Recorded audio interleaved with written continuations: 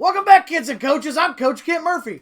Hey, get your umbrellas ready because it's raining L's as we check in on the Seattle Mariners 2020 season.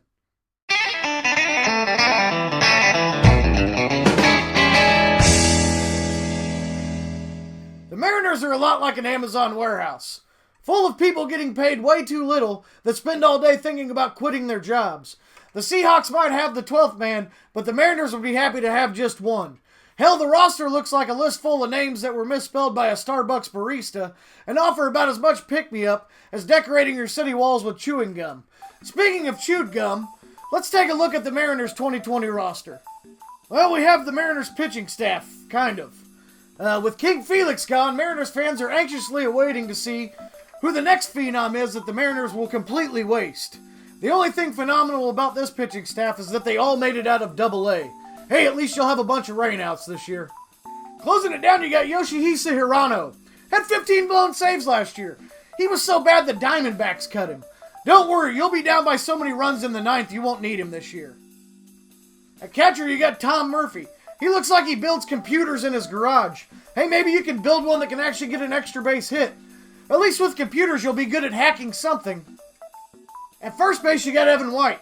Too bad you'll never be in first place in Seattle. You're a brand new prospect. You should probably look up that video of Randy Johnson exploding that bird. If you don't get out of town soon, you'll be that bird. At second base, you got Shed Long. It certainly isn't Shed Longball. It's too bad you guys blew up the Kingdome, because now would be a good time for another piece of that roof to fall over at second base. Over at third base, you got Kyle Seager. He's kind of like a hitter with a .239 average, and he's kind of like a fielder with 11 errors. But he's 100% like a Mariner. Completely disappointing. At shortstop, you got J.P. Crawford. The Mariners think he's poised for a breakout year this year. Hell, he batted .226 with 7 dingers and 12 errors last year. If that were my stat line, you'd have to break me out of jail for beating my own ass. In left field, you got Jake Fraley. You had 40 at-bats last year and pretty much nothing to show for it. With hand-eye coordination like that, it's really no wonder your beard looks like a billy goat's taint. In center field, you got Malik Smith. It's actually kind of surprising that you're actually a pretty good defensive center fielder since you have no idea what it's like to actually hit the ball into the outfield. In right field, you got Kyle Lewis. Hey, Gary Payton, can I borrow your glove so I can choke myself? I'm so tired of looking at these pitiful batting averages and dinger numbers.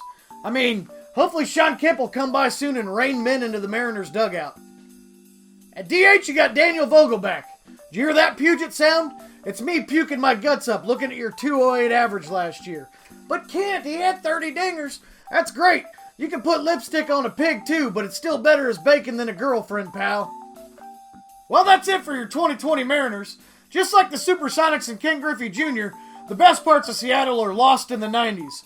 I wouldn't worry too much about the Space Needle burst in your bubble either. It won't get that high. If somebody asked me if I'd rather watch a Mariners game or Frazier, I'd just call Lou Piniella and see if he'd kick dirt in my eyes until I went blind. You know, grunge was kind of like music, and hopefully this year the Mariners can kind of be like a baseball team. My prediction for wins is 14, and if you go full Astros, I'd say 19's not out of the question.